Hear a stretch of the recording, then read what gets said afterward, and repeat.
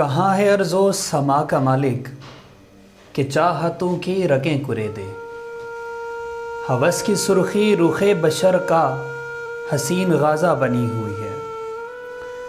کوئی مسیحا ادھر بھی دیکھیں، کوئی تو چارہ گری کو اترے، افق کا چہرہ لہو میں تر ہے، زمین جنازہ بنی ہوئی ہے۔ افق کا چہرہ لہو میں تر ہے، زمین جنازہ بنی ہوئی ہے۔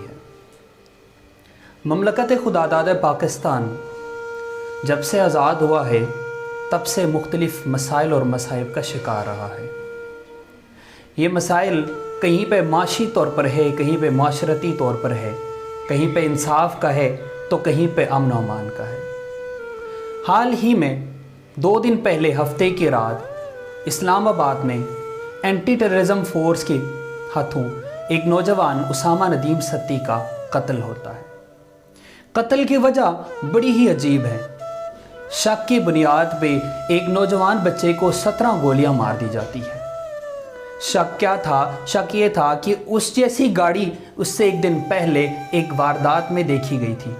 ایک واردات میں اس کلر کی گاڑی نظر آئی تھی CCTV فوٹیج میں، اور اس فوٹیج کی بنیاد پہ پولیس کو لگا کہ کہیں یہ گاڑی تو نہیں، گاڑی کو روکنے کی کوشش کی گئی۔ جب گاڑی نہیں رکی تو 17 گولیاں ماری گئی اور اس نوجوان کو یہیں پہ ہلاک کر دیا۔ وہ نوجوان وہیں پہ دم توڑ گیا۔ سوال یہ پیدا ہوتا ہے، کیا یہی تحقیق کا یہی طریقہ کار ہوتا ہے کہ کسی کو بھی شک کے بنیاد پہ آپ پکڑنے کا؟ کیا آپ کا یہی طریقہ کار ہے کہ آپ اندھادھند فائرنگ کریں، گولیاں برسائیں؟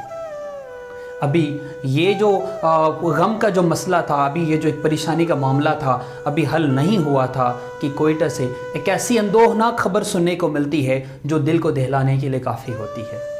بلوچستان کے مچھ علاقے میں 8 ہزارے کے لوگوں کو مار دیا گیا، ان کا قتل عام کیا گیا، اور وہ بیچارے مزدور کانکن تھے جن کا کوئی قصور نہیں تھا، جن کی کوئی غلطی نہیں تھی۔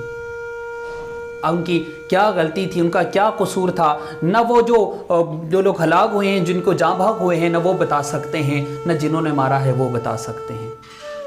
کتنی ہی دفعہ کتنی ہی لاشیں ہم اٹھاتے اٹھاتے تھک گئے ہیں۔ اس مملکت پاکستان میں غریبوں کو انصاف کب ملے گا؟ چھوٹے لوگوں کو، عام لوگوں کو، ایک عام شہری کو انصاف کب ملے گا؟ ہماری عدالتیں کب تفریق کرنا بند کریں گی کہ کون بڑا ہے کون چھوٹا؟ ہماری عدالتیں کب یہ دیکھنا چھوڑ دیں گی کہ کس کے پیچھے کس کا ہاتھ ہے؟ ہماری عدالتیں کب اس بنیاد پہ فیصلہ کریں گی کہ حق پہ کون ہے، سچ پہ کون ہے؟ کیا ہماری عدالتوں کا معیار یہی رہے گا کہ جس کے پیچھے کوئی سیاست دان ہو، جس کے آباء و اجداد میں سے کوئی سیاسی بندہ ہو یا جو اثر رسوخ رکھتا ہو، وہ کبھی بھی گناہ گار نہیں ہو سکتا؟ وہ ہمیشہ بری الذمہ ہوتا ہے، اسے معاف کر دیا جاتا ہے، وہ چھوٹ جاتا ہے، اسے سیاسی پناہ مل جاتی ہے۔